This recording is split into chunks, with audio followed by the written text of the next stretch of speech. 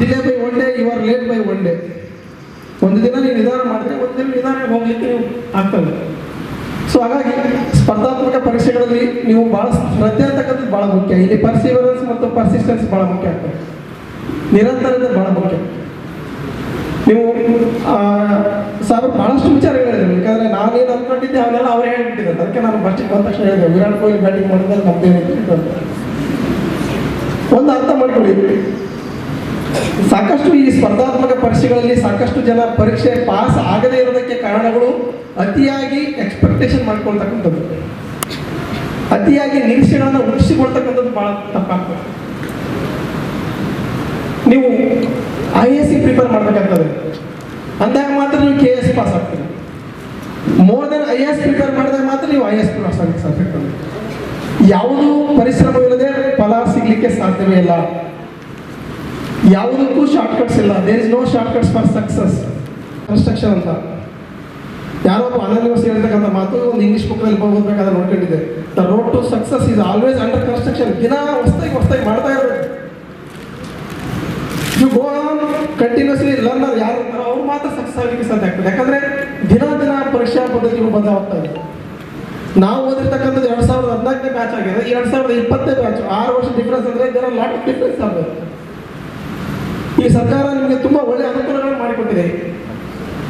ಏನು 200 ಮಾರ್ಕ್ಸ್ ಇರ್ತಕ್ಕಂಥ ಇಂಟರ್ವ್ಯೂನ 50 marks ತೊಗೊಂಡ್ಬಂದಿದ್ದಾರೆ.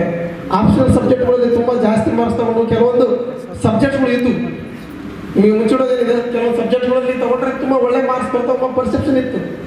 So ಆ ಥರ ಯಾವುದು ಇರಬಾರ್ದು ಅನ್ನೋದು ಈಕ್ವಾಲಿಟಿ ಬಂದಿದೆ. ಈಗ equal for all subjects. BSL pass ಆಗ್ತಾ ಇದ್ರು, ಅಥವಾ BSL ಪಾಸ್ ಆಗ್ತಾ ಇದ್ರು, ಇಂಜಿನಿಯರ್ಸ್ ಪಾಸ್ ಆಗ್ತಾ ಇದ್ರು, ಮೆಡಿಕಲ್ ಪಾಸ್ ಆಗ್ತಾ ಇದ್ರು. ನಿಮ್ಮ ಒಂದು ಸೆಕ್ಟರ್ಸ್ಗಳಿದ್ದು ಆ ಸೆಕ್ಟರ್ಸ್ಗಳನ್ನು ತೆಗೆದಾಕಿಬಿಟ್ಟು ಕಾಮನ್ ಪ್ಲಾಟ್ಫಾರ್ಮ್ ಮಾಡಿದ್ದೀವಿ. ಏನು ಎಕ್ಸಾಮ್ಸ್ ಇದೆ ಕಂಪ್ಲೀಟ್ ಕಾಮನ್ ಪ್ಲಾಟ್ಫಾರ್ಮ್, ಯಾರು ಬೇಕಾದ್ರೂ ಪಾಸ್ ಆಗ್ಬೋದು.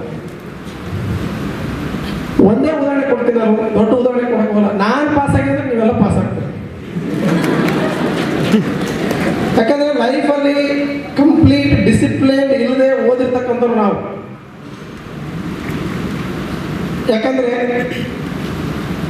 ಈಗ ಇನ್ಸ್ಪಿರೇಷನ್ ಆಗ್ಬೇಕಂತ ಹೇಳ್ತಾ ಇದ್ದಾರೆ. ಇನ್ಸ್ಪಿರೇಷನ್ ಆಗಬೇಕು ಯಾವಾಗಾದ್ರೂ ಒಂದು ಕಡೆ, ಒಂದು ಕಾಲಘಟ್ಟದಲ್ಲಿ ನೀವು ಯಾರಿಂದಾದ್ರೂ ಒಬ್ಬರಿಂದಾದ್ರೂ ಇನ್ಸ್ಪಿರೇಷನ್ ಆದಾಗ ಮಾತ್ರ ನಿಮ್ಮ ಲೈಫಲ್ಲಿ ಸಕ್ಸಸ್ ಆಗಲಿಕ್ಕೆ ಸಾಧ್ಯ ಆಗ್ತದೆ.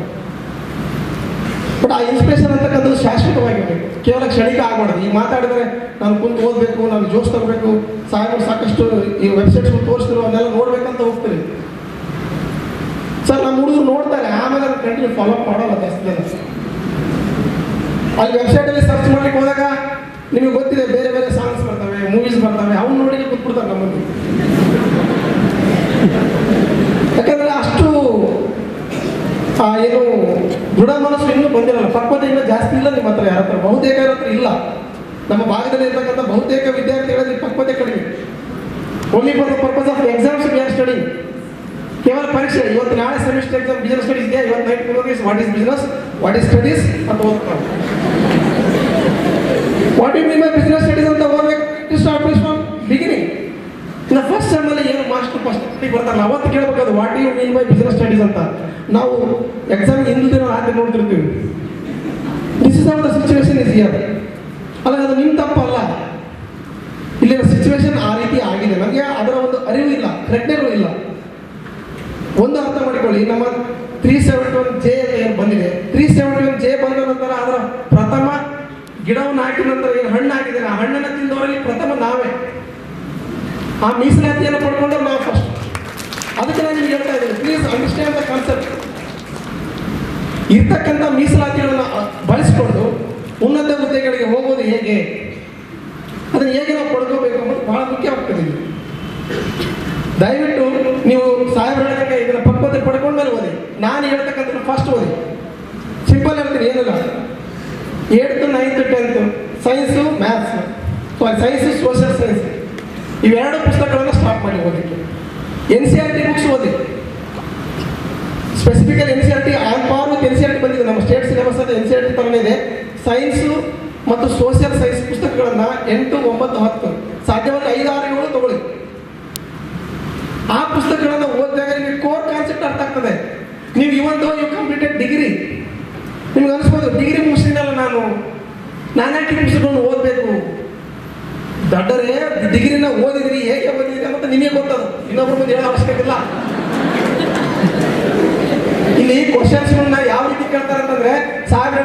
ಒಂದು FLP ಅಂತ ಬರ್ತಂತ ಹೇಳಲ್ಲ. What you mean by FLP? Expand FLP ಅಂತ ಕೊಡ್ತಾರೆ ಕೆಳಗಡೆ. First launch pad, first level procedure, first level product, first level something else. ನಿಮ್ಗೆ ಕನ್ಫ್ಯೂಷನ್ ಆಗ್ತದೆ ಏನಿದೆ FLP? If you go on NCERT ಪುಸ್ತಕದಲ್ಲಿ 6ನೇ ಕ್ಲಾಸಲ್ಲಿ ಇದೆ FLP ಅಂದ್ರೆ ಏನು ಅಂತ ನಿಮ್ಗೆ ಗೊತ್ತಿದೆಯಾ?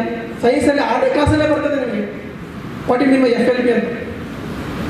ನೀವು ತರೋದಂತ NCERT ಪುಸ್ತಕ, ಆ NCERT ಪುಸ್ತಕಗಳನ್ನು ಕರೆಕ್ಟಾಗಿ ಅಭ್ಯಾಸ ಮಾಡಿದ್ರೆ ಆಮೇಲೆ ಒಂದು ಅರ್ಥ ಮಾಡ್ಕೊಳ್ಳಿ, ನೀವು ಡಿಗ್ರಿ ಮುಗಿದಿರೋದ್ರಿಂದ ಚಿಕ್ಕ ಪುಸ್ತಕಗಳನ್ನು ಓದಬೇಕಾದಾಗ ನೀವು ಮತ್ತೆ ಪ್ರಿಪೇರ್ ಆಗಿರ್ತೀರಿ. ಏನು ನಾನು ಓದ್ತಾರೆ 6ನೇ ಕ್ಲಾಸ್ ಪುಸ್ತಕ ಎಲ್ಲ ನನಗೆ ಗೊತ್ತಾಗ್ತದೆ ಬಿಡು. It is very important year. ನನಗೆಲ್ಲ ಗೊತ್ತಾಗ್ತಿದೆ ಬಿಡು ಅಂಬೋದ್ರಲ್ಲೇ ನೀವೆಲ್ಲ ಗೊತ್ತು ಮಾಡ್ಕೊತಾ ಇರ್ತೀರಿ. ಅರ್ಥ ಮಾಡ್ಕೊಳ್ಳಿ, you have lot of power in you. ನಿಮ್ಮ ಹತ್ರ ಸಾಕಷ್ಟು ನಾಲೆಜ್ ಇದೆ, ನಿಮ್ಮ ಹತ್ರ ಸಾಕಷ್ಟು ಪವರ್ ಇದೆ, ಬಟ್ ಅದನ್ನ ಯುಟಿಲೈಸ್ ಮಾಡ್ತಾ ಇಲ್ಲ, ಸರಿಯಾದ ಸಮಯಕ್ಕೆ ಯುಟಿಲೈಸ್ ಆಗ್ತಾ ಇಲ್ಲ. ಪರೀಕ್ಷಾ ದೃಷ್ಟಿಕೋನಗಳನ್ನು ಇಟ್ಟುಕೊಂಡು ಹೇಳೋದಾದ್ರೆ ಪರೀಕ್ಷೆಯಲ್ಲಿ ಬಹಳ ಮುಖ್ಯವಾಗಿರ್ಬೇಕಾಗಿರ್ತಕ್ಕಂಥದ್ದು ಮನಸ್ಥೈರ್ಯ ಬಹಳ ಮುಖ್ಯ. KPSC ಪರೀಕ್ಷೆ ಬರೀಬೇಕಾದಾಗ ನಾವು ಮೇನ್ಸಲ್ಲಿ ಬರ್ತದೆ ಎಥಿಕ್ಸ್ ಅಂತ ಪೇಪರ್ಸ್ ಬರ್ತವೆ. ಎಥಿಕ್ಸ್ ಅಲ್ಲಿ how you are dealing with the situation, present situation ಅನ್ನ ಹೇಗೆ ನೀನು ನಿಭಾಯಿಸುತ್ತೀಯಾ ಎಂಬುದ್ರ ಮೇಲೆ ಅಲ್ಲಿರ್ತಕ್ಕಂಥ ಸಿಚುವೇಶನ್ ಬರ್ತದೆ. ಒಬ್ಬ ಅಧಿಕಾರಿ ಆದ ಮೇಲೆ ಯಾವ ರೀತಿಯಾಗಿ ನಿನ್ನ ವರ್ತನೆ ಇರ್ತದೆ, ಆ ವರ್ತನೆಯನ್ನ ಯಾವ ರೀತಿಯಾಗಿ ನೀನು ಯಾವ ಸಮಯಕ್ಕೆ ತೋರಿಸ್ಬೇಕು ಎಂಬುದನ್ನು ನೀವು ಕಲಿಸ್ಬೇಕಾಗ್ತದೆ. That is how the learning process starts. So ಹಾಗಾಗಿ ನೀವು ಕಲಿಬೇಕಾದಾಗ ಸ್ಟಾರ್ಟಿಂಗ್ ಫ್ರಮ್ ಬಿಗಿನ್ ಸ್ಟಾರ್ಟ್ ಮಾಡಿ. ಒಮ್ಮೆಲೆ ನೀವು ಮನಿ ಕಟ್ಕೊಂತ ಹೋಗ್ಬೇಡಿ, ಬುನಾದಿಯನ್ನು ಸ್ಟ್ಯಾಂಡರ್ಡ್ ಆಗಿ ಮಾಡ್ಕೊಂಡು ಹೋಗ್ಬೇಕು. ಬುನಾದಿ ಪಕ್ಕ ಇಟ್ಟಂದ್ರೆ you can crack any exams also. ಸಾಹೇಬ್ರದಾಗೆ ಸಾಕಷ್ಟು ಬೇರೆ ಬೇರೆ ಏನು ಮಾಕ್ ಎಕ್ಸಾಮ್ಸ್ ಬರಬೇಕು, ಬೇರೆ ಬೇರೆ ಏನು ಪ್ರಾಕ್ಟೀಸ್ ಟೆಸ್ಟ್ಗಳು ತಗೋಬೇಕಾಗ್ತದೆ. ಇಲ್ಲಿ ಏನಾಗ್ತದೆ ಅಂದರೆ ಎಲ್ಲರೂ ಆರಂಭದ ಶೂರರೇ ನಾವು. ಇವತ್ತು ಏನು ಸಾಧನೆ ಕಾರ್ಯಕ್ರಮ ಬಂದಿದ್ದ ತಕ್ಷಣ ಈಗ ಹೋಗ್ಬೇಕಾದ್ರೆ ಬಸ್ ಸ್ಟ್ಯಾಂಡಾಗ ಸ್ಪರ್ಧಾ ವಿಜೇತ, ಸ್ಪರ್ಧಾ ಚಾಣಕ್ಯ ಎಲ್ಲರೂ ಒಂದು 4 ಮ್ಯಾಗ್ಜಿನ್ ತಗೊಂಡು ಮನೆಗೆ ಇಟ್ಬಿಡೋದು. ಮನೆಗೆ ಇಟ್ಬಿಡೋದು ಅಷ್ಟೇ, ಓದೋದೇ. ಸ್ವಲ್ಪ ದುಡ್ಡು ಜಾಸ್ತಿ ಇರೋದು, ಸ್ವಲ್ಪ ದೊಡ್ಡ ದೊಡ್ಡ ಬುಕ್ಕ ಸೈಜ್ ಅದಷ್ಟೇ. Again will not go and see that ಪುಸ್ತಕ. ಆ ಪುಸ್ತಕ ನೋಡೋದೇ ಇಲ್ಲ ನಾವು. Let me tell you very clear, ನಿಮಗೆ ಎಷ್ಟು ಆಗ್ತದೆ ಅಷ್ಟೇ ತಗೊಳ್ಳಿ. ಈಗ ನಾವು ತಟ್ಟೆಯಲ್ಲಿ ಊಟ ಹಾಕ್ಸ್ಬೇಕಾದ್ರೆ ನಮ್ಗೆ ಎಷ್ಟು ಆಗ್ತದೆ ಅಷ್ಟೇ ಊಟ ಮಾಡಬೇಕು. ಹೆಚ್ಚಿನದನ್ನ ಚೆಲ್ಲಬಾರ್ದು ಅಂತ ಹೇಳ್ತಾರಲ್ಲ ಹಿರಿಯರು. ಆ ರೀತಿಯಾಗಿ ನಮಗೆ ಸಾಮರ್ಥ್ಯ ಎಷ್ಟಿದೆ ಅದರಲ್ಲಿ ಪರ್ಫೆಕ್ಟ್ ಆಗಬೇಕು. 100 ಪುಸ್ತಕ ಓದಿ ಒಂದು ವಿಚಾರವನ್ನು ತಿಳ್ಕೊಳ್ಳೋಕ್ಕಿಂತ ಒಂದು ಪುಸ್ತಕದಲ್ಲಿರುವ 100 ವಿಚಾರವನ್ನು ತಿಳ್ಕೋಬೇಕು. Should be very perfect in each and every. ರೈತ ಆತ್ಮಹತ್ಯೆ ಆಗಿರ್ತಕ್ಕಂಥ ಪರಿಹಾರ ಒಂದು ದುಡ್ಡದು ಮೀಟಿಂಗ್ ಇದೆ, ಹಾಗೆ ಅದಕ್ಕೆ ಹೋಗ್ಬೇಕು ನಾವೀಗ. ಒಂದು 2 ನಿಮಿಷ ಇಲ್ಲಿ let me tell you very clear. ನಾನು ಇಂಡಿಯನ್ ಪಾಲಿಟಿನ ಲಕ್ಷ್ಮೀಕಾಂತ್ ಪುಸ್ತಕನ ಓದಿದೆ, ಸದಾಶಿವ ಅಂತ ಹಿಸ್ಟ್ರಿ ಬರ್ತಾ ಅದನ್ನು ಓದಿದೆ. ಅದಕ್ಕಿಂತ ಮುಂಚೆ NCERT ಪುಸ್ತಕಗಳು ಎಲ್ಲ ಇದು ಅವು ತಗೊಂಡು ಓದಿದ್ದೆ. ರಂಗನಾಥ ಭಾರದ್ವಾಜ್ ಬರ್ತವೆ, ಅವು ಜಿಯೋಗ್ರಫಿ ತಗೊಂಡಿದ್ದೆ. ಈ ಥರ 4-5 ಪುಸ್ತಕಗಳು ಭಾಳ ಅಲ್ಲ, ಬೇಸಿಕ್ಸ್ ಪುಸ್ತಕಗಳಲ್ಲಿ ನಾವು ಯಾರು ದೊಡ್ಡ ಬೇರೆ ಕಡೆಯಿಂದ ಪುಸ್ತಕ ತಗೊಂಡು ಓದಿದ್ದಾರಲ್ಲ, ಇರ್ತಕ್ಕಂಥ ಪುಸ್ತಕಗಳನ್ನೇ ಮಲ್ಟಿಪಲ್ ಟೈಮ್ಸಲ್ಲಿ ಓದಿರ್ತಕ್ಕಂಥದ್ದು. ಪ್ಲೀಸ್ ಅಂಡರ್ಸ್ಟ್ಯಾಂಡ್, ಯಾವುದೇ ಪುಸ್ತಕವನ್ನು ತೆಗೆದುಕೊಳ್ಳಿ, ಆ ಪುಸ್ತಕವನ್ನು ಪರ್ಫೆಕ್ಟ್ ಆಗಿ ಓದಿದ್ರೆ ಎಲ್ಲ ಪಾಯಿಂಟ್ ಕವರ್ ಆಗಿರ್ತವೆ. ಈಗ ನಿಮ್ಮ ಗೆಳೆಯ ಇನ್ನೊಂದು ಪುಸ್ತಕ ತಗೊಂಡಂತ ಅದನ್ನು ತಗೊಂಡ್ಬರೋದು, ಇನ್ನೊಂದು ತಗೊಂಬಂತ ಅದನ್ನು ತಗೊಂಡ್ಬರೋದು, ಇನ್ನೊಬ್ರು ತಗೊಂಡ್ರೆ ಅದು ಇದು ಚೆನ್ನಾಗಿದೆ ಅಂತ. ಇದ್ರಾಗ ಲಾಸ್ಟ್ ಟೈಮು 20 ಮಾರ್ಕ್ಸ್ ಕೇಳಿದ್ರೆ ಇದು ತಗೋ, ಇದು ಲಾಸ್ಟ್ ಟೈಮ್ ಇಯರಲ್ಲಿ ಈ ಪುಸ್ತಕದಲ್ಲಿ ಈ ಇನ್ಸ್ಟಿಟ್ಯೂಟಲ್ಲಿ ಬಂದಿರತಕ್ಕಂಥ ಪುಸ್ತಕದಲ್ಲಿ ಸುಮಾರು 30 ಕ್ವಶನ್ಸ್ ಬಂದಾವಂತೆ ಅದನ್ನು ತಗೊಳ್ಳೋದು. ಈ ಥರ ಮಾರ್ಕೆಟಲ್ಲಿ ಇರ್ತಕ್ಕಂಥ ರೆಡಿಮೇಡ್ ಫುಡ್ಡಿನ ಹಿಂದೆ ಹೋಗಬೇಡಿ. Don't go behind food, you prepare your own food. ನಿಮ್ಮ ಫುಡ್ಡನ್ನು ನೀವೇ ತಯಾರು ಮಾಡಿಕೊಳ್ಳಿ. ಅದು ಏನೇ ಆಗಿರಲಿ ನಿಮಗೆ ರುಚಿ ಇರುತ್ತೆ. Whatever taste good for you. ಇದಕ್ಕೆ ಒಂದು ಒಳ್ಳೆಯ ಉದಾಹರಣೆ ನಮ್ಮ ಸಂತೋಷ್ ಸರ್ ಮಾಡಿದ್ದಾರೆ. ಮೆನ್ಸ್ಗಾಗಿ ಅವರೊಂದಿಷ್ಟು ಪುಸ್ತಕಗಳನ್ನು ಬರೆದ್ರು. ಆ ಪುಸ್ತಕಗಳು ಭಾಳ ಚೆನ್ನಾಗಿದ್ದಾವೆ. ಬಟ್ ನಾನು ನಿಮಗೆ ಒಬ್ಬರಿಗೆ ಆ ಪುಸ್ತಕ ನಾನು ಜಾಸ್ತಿ ಓದೇ ಇಲ್ಲ. ತಗೊಂಡು ನೋಡಿದೆ, ಗ್ಲಾನ್ಸ್ ಮಾಡಿದೆ, ಒಂದಿಷ್ಟು ಇಷ್ಟ ಆದವು, ಒಂದಿಷ್ಟು ನನಗೆ ಅಷ್ಟು ಇಷ್ಟ ಆಗಲ್ಲ, ಬಿಟ್ಟೆ. ಮತ್ತು ನಾನು ಹಾಗೆ ಪ್ರಿಪೇರ್ ಮೈ ಓನ್ ನೋಟ್ಸ್. ಇವತ್ತು is my best friend, I didn't prefer his books. ಆದಷ್ಟು ಸ್ನೇಹಿತರ ಬಳಗ ಚೆನ್ನಾಗಿರಲಿ. ಯಾರು ಚೆನ್ನಾಗಿ ಓದುತ್ತಾರೋದಕ್ಕಿಂತ ಯಾರು ನಿಮ್ಮ ಜೊತೆ ಓದಿದ್ದನ್ನ ಎಕ್ಸ್ಪ್ರೆಸ್ ಮಾಡ್ತಾರ ಅನ್ನೋ ಜೊತೆ ಸ್ನೇಹಿತರು. ನಾ ಹೇಳಿದ ಡಿಫ್ರೆನ್ಸ್ ಗೊತ್ತಾಗ್ತದಲ್ಲ. ಅವರು ಲಾಸ್ಟ್ ಟೈಮ್ ಸೆಕೆಂಡ್ ಕ್ವಶನ್ 95% ಮಾಡಿದ್ರೆ ಎಲ್ಲರೂ ಅವರಿಂದ ಹೋಗೋದಲ್ಲ. ಯಾರು ಎಕ್ಸ್ಪ್ರೆಸ್ ಮಾಡ್ತಾರೆ, ಯಾಕಂದ್ರೆ ಕಾಂಪಿಟೇಟಿವ್ ಎಕ್ಸಾಮ್ಸಿಗೆ ಹೋದಾಗ group studies is most important year. ಇಲ್ಲಿ 4 ವಿಚಾರಗಳನ್ನ 4 ಜನ ಅಭ್ಯಾಸ ಮಾಡಿ ಒಂದು ಕಡೆ ಕೂತ್ಕೊಂಡು ಚರ್ಚೆ ಮಾಡಿದ್ರೆ ನೀನು 4 ಕಲ್ತಂಗಾಗ್ತದೆ, ಅವರು 4 ಕಲ್ತಂಗಾಗ್ತದೆ, ಅವರು 4 ಕಲ್ತಂಗಾಗ್ತದೆ, ಎಲ್ಲರೂ 4 ಎಕ್ಸ್ಟ್ರಾ ಕಲ್ತಂಗಾಗ್ತದೆ, ಟೈಮ್ ಸೇವ್ ಆಗ್ತದೆ. ಅದೇ ರೀತಿಯಾಗಿ ಏನೇ ಓದ್ತಾ ಇದ್ದಾಗ ಸಮಯವನ್ನು ಹೇಳ್ತಾ ಇದ್ದಾರೆ. ಈಗ ಐನ್ಸ್ಟೀನ್ಗೂ, ಲಿಯೋನಾರ್ಡೋ ದ ವಿನ್ಸಿಗೂ, ಮದರ್ ತೆರೇಸಾಗೂ, ಸಂತೋಷ್ ಸರ್ಗೂ, ನನಗೂ, ನಿಮಗೂ ಎಲ್ಲರಿಗೂ ಇರೋದು 24 ತಾಸೆ. ಈಗ ಒಂದು ವಿಚಾರ ಬರ್ತದೆ, ಈ ಕೊರೋನಾ ವೈರಸ್ ಬಗ್ಗೆ ಬಂತು. ಅದ್ರ ಬಗ್ಗೆ ಬಂದಾಗ ಇದು ಕಾಂಪಿಟೇಟಿವ್ ಎಕ್ಸಾಮ್ ಹೇಗೆ ಬರ್ತದೆ ಅನ್ನೋದು ಚರ್ಚೆ ಮಾಡಬೇಕು. ನ್ಯೂಸ್ ಪೇಪರಲ್ಲಿ ದಯವಿಟ್ಟು ನಾನು ಹೇಳ್ತೀನಿ, ಎಲ್ಲ ಮಕ್ಕಳು ಮಾಡಕ್ಕೆ ಬಂದರೆ ಸಮಸ್ಯೆ ಏನಪ್ಪ ಅಂದರೆ ಅದರಲ್ಲಿ ಅನ್ವಾಂಟೆಡ್ನೇ ಜಾಸ್ತಿ ಓದ್ತೀರಿ, ವಾಂಟೆಡ್ನೇ ಕಡಿಮೆ ಓದ್ತೀರಿ. ಅನಾವಶ್ಯಕ ವಿಚಾರಗಳನ್ನೇ ಜಾಸ್ತಿ ಓದ್ತೀರಿ ನೀವು. ವಿಧಾನಸಭೆ ಕಲಾಪದಲ್ಲಿ ಹಂಗಾಯಿತು, ಹಿಂಗಾಯಿತು, ಆ ಚರ್ಚೆ ಮಾಡೋದು, ಈ ಚರ್ಚೆ ಮಾಡೋದು. ಓಕೆ, ಓದಿ, ಜಸ್ಟ್ ಓದಿ ಅಷ್ಟೇ. ಅದನ್ನ ಯಾವುದೇ ತೆಗೆದುಕೊಳ್ಳೋ ಅವಶ್ಯಕತೆ ಇಲ್ಲ. ಸಂಪಾದಕೀಯವನ್ನು ನೋಡಿ, ಕೆಲವೊಂದು ಆರ್ಟಿಕಲ್ಸ್ ಬರ್ತವೆ, ಅವ್ರು ನೋಡ್ಬೇಕಾಗ್ತದೆ. ಕೆಲವೊಬ್ಬರು ಬರೆದಿರ್ತಕ್ಕಂಥ ಒಂದು ಸೈನ್ಸ್ ಫಿಕ್ಷನ್ಸ್ ಬಗ್ಗೆ ಬರ್ತವೆ, ವಿಜಯವಾಣಿಯಲ್ಲಿ ಬರ್ತವೆ, ಪ್ರಜಾವಾಣಿಯಲ್ಲಿ ಬರ್ತವೆ. ಯಾವುದೇ ಪತ್ರಿಕೆ ನೋಡಿ, ಒಂದು ಪತ್ರಿಕೆ ಸ್ಟ್ಯಾಂಡರ್ಡ್ ಆಗಿ ಇಟ್ಕೊಳ್ಳಿ. ಬಟ್ ನಾನು ಇಟ್ಕೊಂಡಿದ್ದು 2 ಪತ್ರಿಕೆ, ಈ ಒಂದು ವಿಜಯವಾಣಿ, ಪ್ರಜಾವಾಣಿ ಮತ್ತು ದ ಹಿಂದೂ ಪೇಪರ್ನಲ್ಲಿ ನಾವು ತಗೊಂತಿದ್ವಿ. ಎಲ್ಲ ಪೇಜ್ ಓದ್ತಿದ್ದು ಕುತ್ಕೊಂಡ್ರೆ ಒಂದು ದಿನ ಆಗ್ತದೆ ಒಂದು ಪೇಪರ್ ಓದಕ್ಕೆ. ಅದರಲ್ಲಿ ಮಾರ್ಕ್ ಮಾಡ್ತೀವಿ, 2 ಫ್ರೆಂಡ್ಸ್ ಇದ್ವಿ, ಒಬ್ಬರು ಮಾರ್ಕ್ ಮಾಡೋದು ಇಂಪಾರ್ಟೆಂಟ್ ಯಾವಂತ ಮಾರ್ಕ್ ಮಾಡಿ ಇಟ್ಕೊಳ್ಳೋದು ಅಷ್ಟೇ. ಏನಲ್ಲಿ ಕೆಲಸ ಇಂಪಾರ್ಟೆಂಟ್ ಮಾರ್ಕ್ ಮಾಡ್ತಾ ಹೋಗೋದು ಅಷ್ಟೇ. ಅದನ್ನು ಮುಂದೆ ಓದೋದು, ಆಮೇಲೆ ಡಿಸ್ಕಸ್ ಮಾಡೋದು.